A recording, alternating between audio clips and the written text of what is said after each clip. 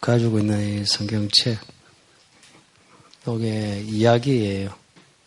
그러니까 하나님 이야기예요. 책 보시면 다 아시겠지만 앞에 구약이 있고 뒤에 신약이 있어요. 구약 이야기고 신약 이야기예요. 구약과 신약 가르는 거는 예수님이에요. 그 예수님이 사람으로 세상에 오시기 전은 구약 이야기를 하고요. 오신 후는 이제 신약 이야기를 하고요. 지금 우리는 신약에 살고 있어요. 전부 하나님 이야기고, 이 이야기 내용은 다 예수님 이야기예요. 그렇다고 해서 성경 모든 곳에 예수 이름이 나오느냐? 그렇지 않아요. 그렇지 않아도 구약 같으면 예수님이 오신다는 이야기, 그리고 신약은 예수님이 오셔서 하신 말씀, 하신 행동, 그리고 우리에게 당부하신 말씀이고요. 구약의 이야기는 모세 율법하고 선지자들의 예언이 이제 있는데요. 아까 말씀드린 것처럼 전부 예수님이 오신다는 이야기인데, 예수님이 오신다 할 때 그 예수님이 지난주 말씀드린 것처럼 그리스도 메시아예요. 그 구원자예요. 근데 모세나 선지자들이 메시아가 오신다 해도 사람마다 반응이 다르죠. 어떤 사람은 많이 기다리고 어떤 사람은 무관심하고, 이 반응이 갈라지는데 이 반응에 따라 그 인생 종말이 달라졌어요. 의외로 편하게 산 사람들은 그 메시아가 온다 해도 별로 관심 없고 시큰둥하고요. 좀 힘들게 산 사람들은 다 메시아를 기다렸어요. 개개인이 그랬고요. 또 민족 자체도 그랬어요. 개개인이 어려울 때 메시아 언제 오노? 혹은 민족이 어려울 때 언제 메시아가 와서 이 나라를 독립시켜주노? 그랬어요. 또 개개인도 그랬어요. 개개인이 힘든 삶을 살수록 믿음에서 치열했어요. 구약에 고생을 많이 한 사람이 있는데 야곱이라고. 살기는 오래 살았는데 고생지 당했어요. 그래서 나중에 자기 인생을 돌아보면서 내가 참 험악한 인생을 살았소라고 고백을 해요. 근데 그런 사람이 이스라엘 되었어요. 그 이스라엘이라는 이름이 이 교회 이름하고 같아요. 이기는 자, 이기는. 이스라엘이란 말은 하나님을 그리고 사람을 이기는. 어떻게 하나님을 이기노 하는데 이렇게 생각하시면 돼요. 하나님은 우리에게 져주세요. 그 십자가 죽음이라는 게 그런 거 아니에요. 우리의 판단을 받고 우리의 못 박음을 못 박혀가지고 죽으신 거라. 근데 하나님을 갈망하지 않으면요, 이스라엘이라는 거 잘 몰라요. 근데 하나님을 갈망해서 죽어라 이제 기도하고 울고 때를 쓰며 이스라엘 이렇게 이기는 자 되는 거죠. 구약 이야기가 다 그래요. 신약도 똑같아요. 예수님이 오셨을 때 사람들 반응이 이제 물이 갈라지듯이 갈라져요. 그전에는 겉으로 보기에 믿음이 좋은 사람 좋아 보이고, 세리같이 돈만 밝힌 사람은 돈벌레처럼 그렇게 보이고, 그렇게 판단했는데 예수님이 딱 오시니까 그렇지 않은 거예요. 믿음이 괜찮다는 사람들이 알고 보니 안 괜찮아요. 그리고 동네에서 아이고 이 여자는 죄인이야. 얘들아 이 여자처럼 살지 마라. 그렇게 했는데 알고 보니 그런 죄인인 여자가요. 예수님께 아무도 못했던 향료도 붓고 예수님 모시니까 그 실체가 달라졌어요. 또 어떤 사람은 우리 아이 고쳐주세요. 귀신 나가게 해주세요. 하는데 그 예수님이 아이고 나는 이방인이 개 같은 사람에게는 안 간다. 그러니까 그 여자가 아이고 내가 개지만 주인이 개에게도 부스러기 주지 않냐고 부스러기라도 달라고 그래가지고 그 여자가 소원대로 이루어졌어요. 그러니까 이 신구약 전부 다 그래요. 좀 고생을 하고 바닥을 쳐서 내 인생 아무리 해도 안 된다. 하나님 없이는 안 된다. 하는 그 마음이 간절해야 메시아를 만나는 것 같아요. 근데 가끔은 그 예수님을 따라다니는 사람들 중에는 그렇게 안 답답한 사람도 있긴 해요. 500여로 5,000명을 먹이셨다. 엄청난 기적이죠. 그 5개 떡과 2마리 생선으로 5,000명을 먹이셨다. 그걸 이제 본인이 체험한 거라, 자기가 먹은 거라. 이런 능력자가 있나? 분명히 이는 메시아다. 하고 이제 쫓아다니는 사람들도 많아요. 근데 나중에 다 떨어져 나갔어요. 왜냐하면 예수님을 따라다니는데 기적을 본 거라. 기적이 좋은 거라. 이 사람이 종교성이란 건요. 크고 작은 기적을 보면 갑자기 이렇게 경외감이 생기면서 고개 숙이면서 막 섬기려고 해요.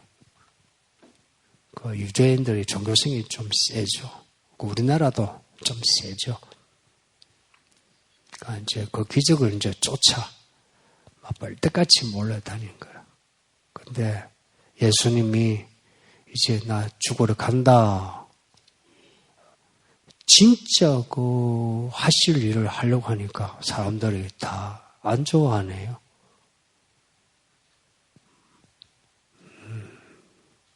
그래서 예수님이 나중에는 혼자였어요. 많이 외로우셨겠죠. 우르르 따라다니다가. 그 후에 초대교회 안에서도 어떤 종교성을 따라다니는 사람 있었겠죠. 근데 그런 사람은 믿음이 안 자라요. 믿음은 안 자라고요. 안에 악이 자라요. 악. 여러분도 조심하셔야 돼요. 교회 오래 다녔는데 믿음이 안 자라면 악해져요. 그냥 1년 전, 2년 전, 10년 전하고 똑같다 져 있는 게 아니고 악해져요. 물이 고이면 썩는다 그러죠. 이제 믿음이 안 자라면 믿음의 꼰대 돼요. 믿음의 꼰대가 뭔지 아시죠? 자뻑에 취해가지고 자기는 이제 믿음이 다 된 줄 알고 딴 사람 다 자기 잣대로 한마디씩 하는 거라. 아이고 목사가 저래 설교해가지고 아이고 이 총무는 이 교회 총무는 왜 저래? 아이고 권사님은 왜 저래? 이단들만 있죠. 그렇게 악해지는 게 아니고 교회 안에 악해진 사람이 적지 않아요. 근데 희한한 거는 구약도 그렇고 신약도 그렇고, 이걸 엄청나게 자주 강조하거든요. 근데 희한하게 듣는 우리는 그런 말씀은 듣고도 난 아니야 하고 다 흘러버려. 우리 뭐 좀 솔직하게 생각해 봅시다. 남보도 3년이면 과일을 맺는데요. 믿은 지 1년이 되고 2년이 되고 3년이 되고 10년이 되었는데 우리의 믿음이 얼마나 자라 나를 생각해 보세요. 좀 부끄럽죠, 그죠? 저도 가끔은 저는 목사 되기 전에 혹은 목사 길로 시작하면서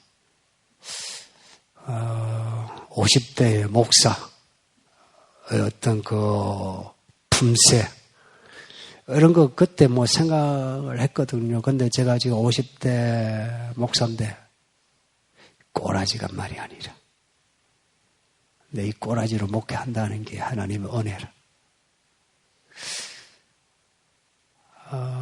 민망할 때가 한두 번이 아니에요. 우리가 흔히 하는 말이긴 한데 제게는 참 절감되는 말이에요. 하나님의 은혜다. 예래 사는 것도 하나님의 은혜. 또 여러분도 그렇지 않겠어요? 믿은 지 그렇게 되었으면 나이도 이제 들면 좀 흔히 말하는 장성한 분량의 그 어떤 모습이 있어야 하는데 그렇지 못한데도 이렇게 그래도 은혜 가운데 사는 거 보면 뭐 하나님의 은혜죠. 그래서 믿음이 자란다는 거 이거 되게 중요해요. 말씀을 이제 듣고 믿는 거죠. 내 마음을 열어야 되죠. 머리에서 마음으로. 게다가 이제 몸으로 해야 돼요. 그래서 믿음이 자란다 할 때, 바울이 이런 말을 한 적이 있어요. 내게 예수의 흔적이 있다고. 내 몸에. 믿음이 자란다는 것은 우리 몸에 예수의 흔적이 많아지는 것 같아요. 몸이 움직이려면 마음이 변화돼야 되죠. 몸으로 이제 하는 거, 손과 발로 하는 거, 혀로 하는 거, 이제 이게 달라. 지지 않는데 믿음이 자랐다 할 수 있느냐? 그럴 수 없어요. 근데 많은 분들이 이 변화는 지속돼야 되거든요. 그 나무도 수백 년, 수천 년 되어도 계속 자라고 둘레가 커지면서 더 많이 열매 맺죠. 그래서 수천 년, 수백 년, 은행나무, 이런 거 보죠. 이 사람, 100년도 안 살면서, 조금 살면서, 다 됐다 하고 있죠. 믿음도 안 자라고, 마음도, 생각도, 품격도 안 자라요. 좀 그렇잖아요. 왜 그런가? 이걸 조금 진지하게 다룰 필요가 있어요. 오늘 이 문제 좀 다루려고 합니다. 지난 주일에 읽은 본문이 그 앞에 4절까지인데 세상을 이기는 승리는 이것이니 우리의 믿음이다. 제가 강조했는데요. 이 말씀은 아주 큰 말씀이에요. 세상이래요. 교회 조금 나오고 11조 하고 아니면은 교회 1조 하고 이런 거 이야기를 하는 게 아니고 세상을 이기는 믿음이래요. 그러면 예수를 진짜 믿으면 세상을 이긴대요. 뭐든지 말씀을 이제 우리가 읽고 들으면 이제 이런 피드백이 필요해요. 정말 내가 그렇게 살고 있나? 이게 정직한 태도예요. 그래서 내가 세상을 이기고 있나? 한번 생각해 보시죠. 그렇게 되었으면 좋겠지만 실제로는 이제 그렇지 않다는 이 현실을 직시해야죠. 나는 믿음으로만 아니고 믿음의 내 현실이 어떤가. 왜 우리가 이 믿습니다 하는 그 믿음하고 또 우리의 삶하고 이렇게 괴리가 있나 생각해보면 우리의 그 믿음에 대한 그 생각이 조금 문제가 있어요. 목회자들이 그렇게 가르치기도 하고 문제가 있지만 믿음을 되게 좁게 생각해요. 믿음이 좋다 이런 거는 있죠. 이런 거 있죠. 교회에 안 나오던 사람이 교회에 나오게 되고, 혹은 술 담배 내가 하든가 안 하게 되고, 직장에서 돈 횡령하는 거 횡령 안 하고 이런 거 있죠. 부모 옛날에 갈구다가 이제 부모 안 갈구고 용돈 좀 주고 이러면은 내가 예전하고 달라졌지 않느냐 그래요.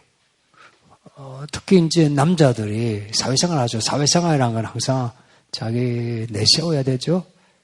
그러니까 이런 거 특히 남자들이 이게 심해요. 술 담배 안 하고 11조하고 혹은 교회 주일 예배 나오고 하는 거 있죠. 10년이 지나도 오래 먹어요.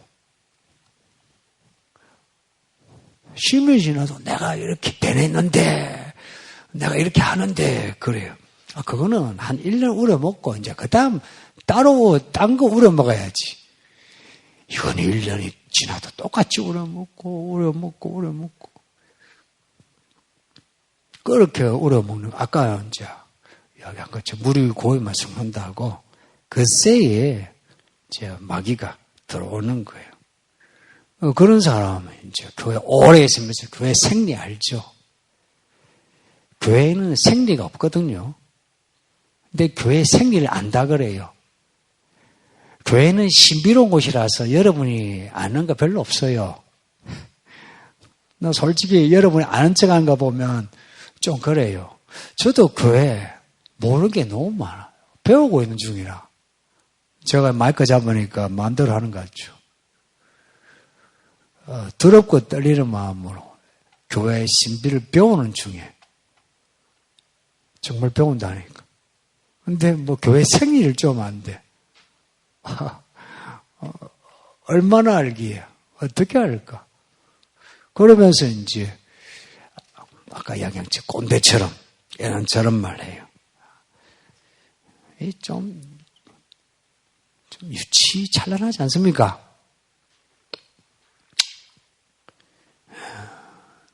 믿음으로 산다는 거는요, 세상을 이긴다.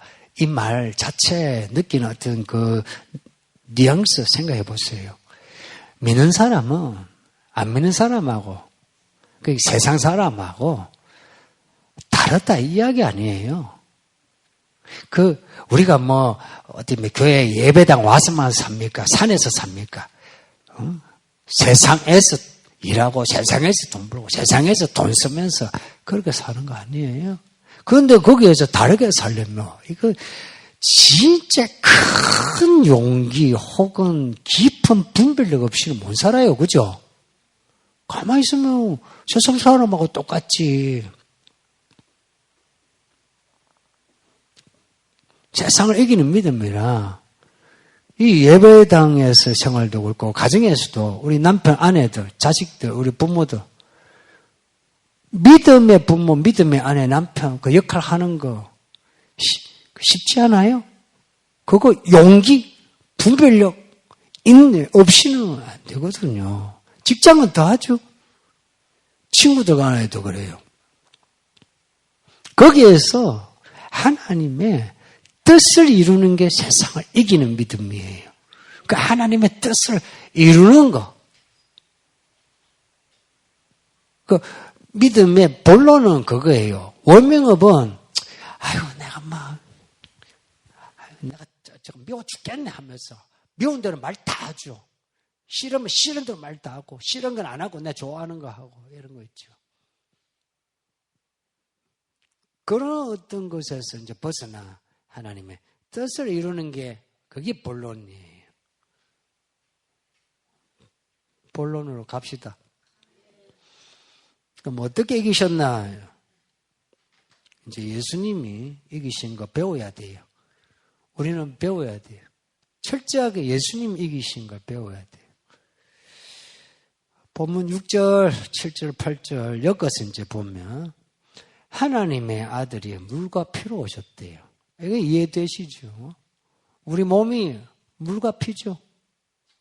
이렇게 몸으로 오셨어요. 이걸 성령이 증거하세요. 증거하셨어요. 성령으로 잉태하셨어요. 예수님이 여자 남자 같이 결합해서 나온 게 아니고 나오신 게 아니고 성령으로 안에서 잉태하셨어요. 그리고 여자 몸속에 10달간 자라셨어요. 그리고 사시고 일하시고 죽으셨어요. 무덤 속에 진짜 갇히셨어요. 살아나셨어요. 성령으로 살아나셨어요. 그래서 예수님의 생애는 전부가 성령의 증거로 일관돼요. 그리고 예수님이 십자가에 못 박혀 죽으실 때에 있죠. 몸에 못이 박혔는데 배에 창이 들어갔는데 피가 흐르죠. 피철죠. 물철죠. 그래 죽으셨어요. 예수님은 물피로 그렇게 죽으신 거라. 그 우리가 예수를 믿는다 할 때 그 예수님의 물과 피, 그 죽으신 그 물과 피가 우리의 증거돼요. 그래서 하나님의 아들이 그렇게 물과 피로 오셨고 죽으시고 살아나신 성령이 일관되게 처음부터 함께 하시면서 이 하나님의 이야기를 이루신 거라.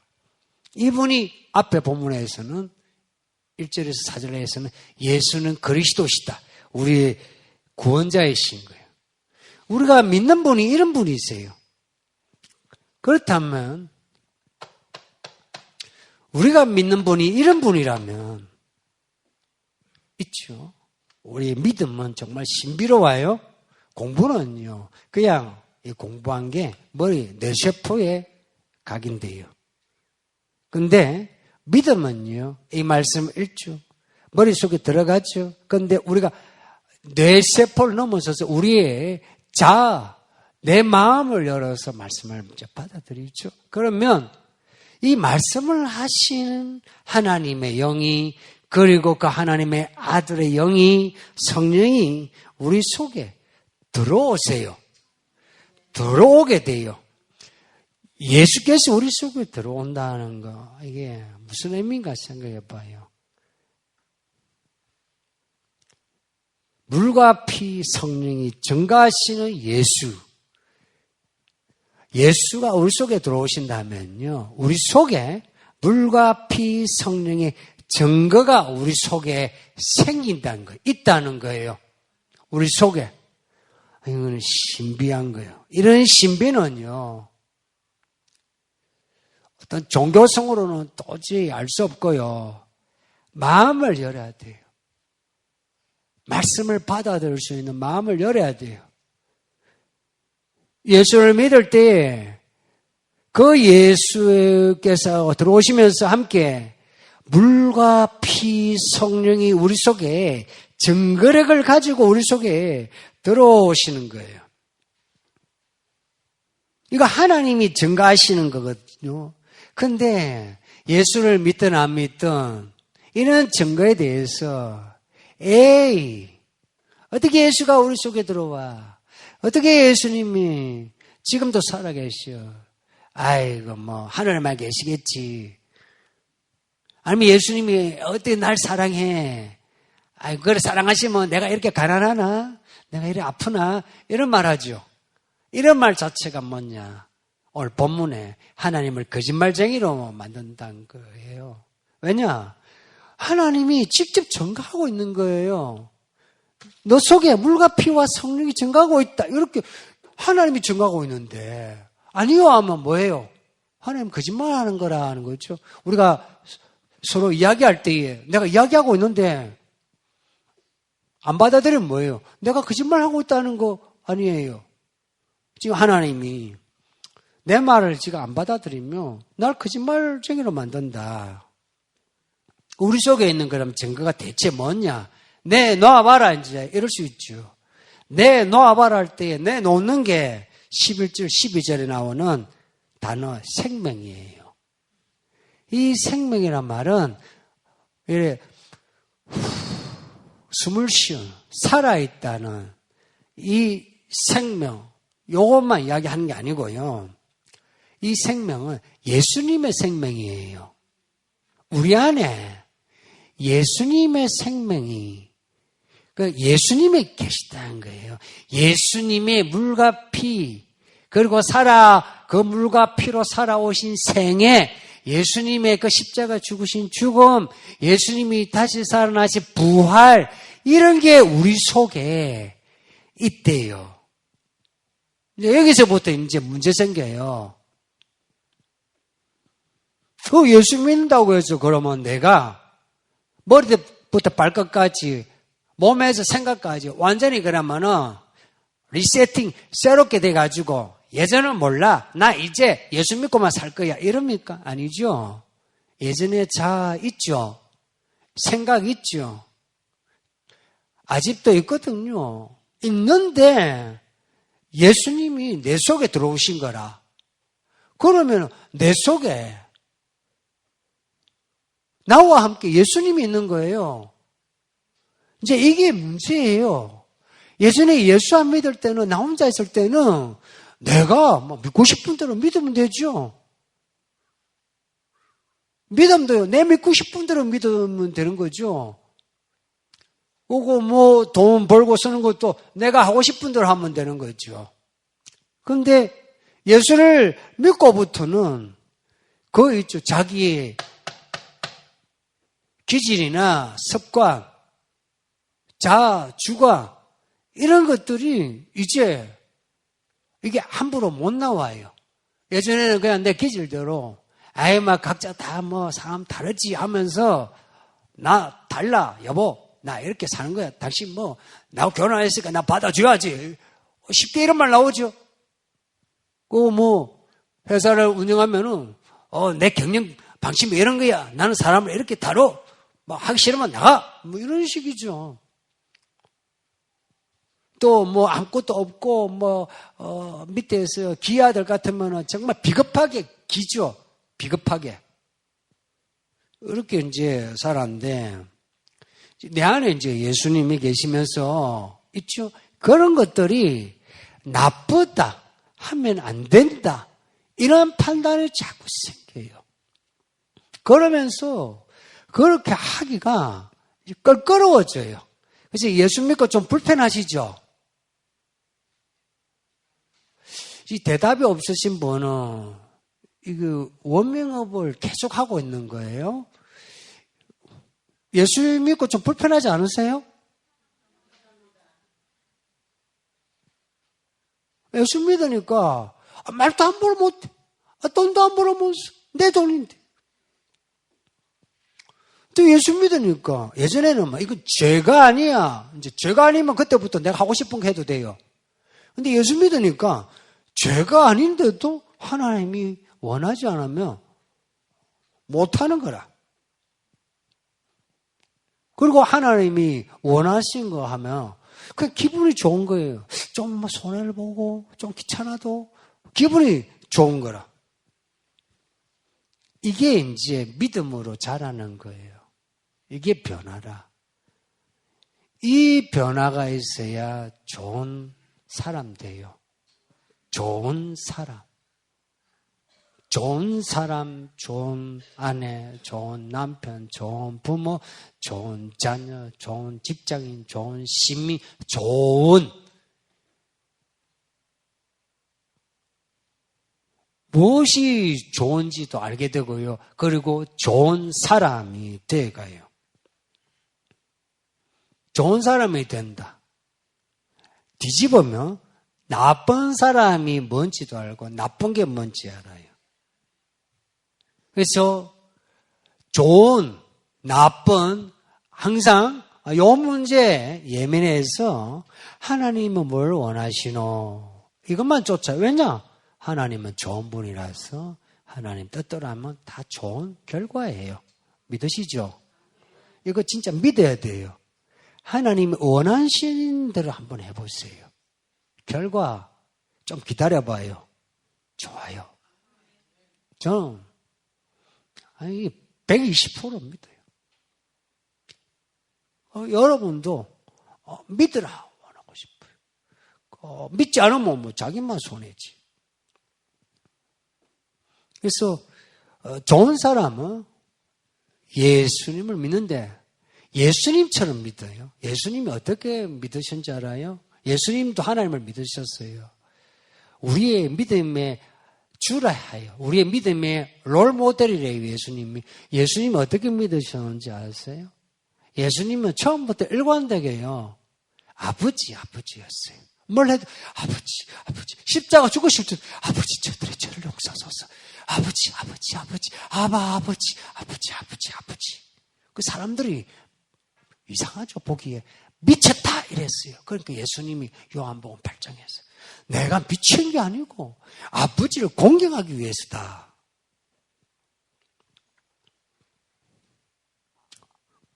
그래서 믿는다는 건 예수님처럼 하나님을 아버지라 부르는 거예요. 불러보실래요? 아버지. 부를 때 하나님은 우리를 자녀로 여기시지만 되게 좋아하세요. 좋아하시면요, 하나님의 증거는 더 강해져요. 아버지를 부를 때 그 증거는 예수님이거든요. 그 예수님은 물과 피 성령이에요. 예수님이 그 물과 피 흘리시면서까지 세상을 이기시고 그리고 부활하신 것처럼 우리 속에 이 물과 피 있죠. 예수님이 우리 안에 계신데 영으로 계신데 그 영으로 계신 예수님이 우리의 이 물과 피, 이 몸뚱어리를 그냥 안 둬요. 이 몸뚱어리를 예수님이 고치시기도 하고요. 이 몸뚱어리 힘을 줘가지고 피곤하지 않게도 하시고요. 이 몸뚱어리 예전에는 그 죄 지음하는 쾌락 있죠. 그런 쾌락을 즐겼는데 이제는 쾌락이 아니고 하면은 찝찝하고 더럽고 추접스러워요. 그래서 못해요. 이 몸뚱어리를 예수님의 물과 피로 그리고 성령으로 우리를 이끌어 가시는 거라. 그러니 믿는 사람은 사는 게 다를 수밖에 없어요. 마음 품새도 다르고 사는 몸이 달라요. 뭐 돈 벌고 돈 쓰는 것도 달라질 수밖에 없고요. 그리고 좀 있죠. 손해를 봐도 예수님처럼 어떤 욕을 먹어도 고난을 당해도 예수님처럼 살려고 시도를 해요. 그리고 그렇게 시도를 하면 있죠. 내가 이제 가기 싫은다 하다가 내가 발을 내들면요. 전후 좌우에서 누가 이끌어 가는 것 같아요. 이 성령이에요. 그러니까 믿음이 안 자라는 건요. 첫 발을 안 디뎌서 그래요. 디디고 또 용기 디디고 이렇게 가면은 있죠. 이거 진짜 하나님이 하셨다 하는 그 증거를 내가 확인하게 돼요. 우리에게 이런 증거 보여주시는 그 하나님의 증거 보이지 않습니까? 보려고 해야 보여요. 관심 없으면 안 보여요. 우리 주변에서 일어난 일들을 한번 믿음으로 한번 보세요.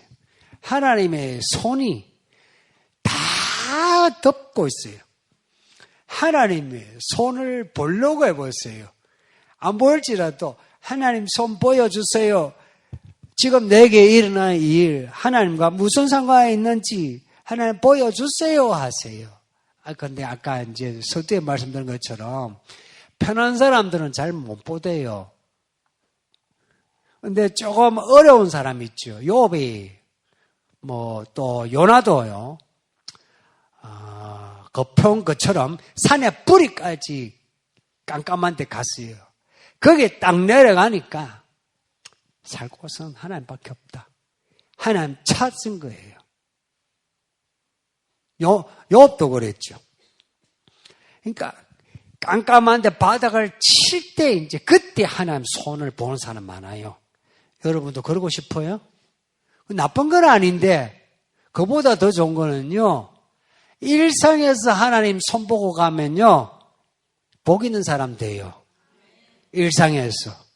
하나님 손을 보세요. 그리고 인생이 받고 있죠. 하나님이 누리고 인생 잘 되게 할 때 하나님 손을 보는 사람 더 잘 돼요. 인생 제한 없이 잘 되게 돼요. 저는 그 손을 보고 있거든요. 때로는 여러분이 여러분에게 임한 하나님의 손을 못 봐도 저는 여러분에게 하나님의 손을 봐요. 그래서 설교도 하고 권면도 해요. 여러분도 보기를 원해요.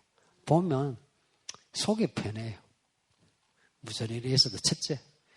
그리고 뭐 앞날에 대한 걱정 별로 없고요. 잠시 어떡하나 이건 있는데 뭐 별 걱정 없고요. 그리고 사는 게 생기가 있어요. 여러분들 저 자세히 보면 생기 있어요.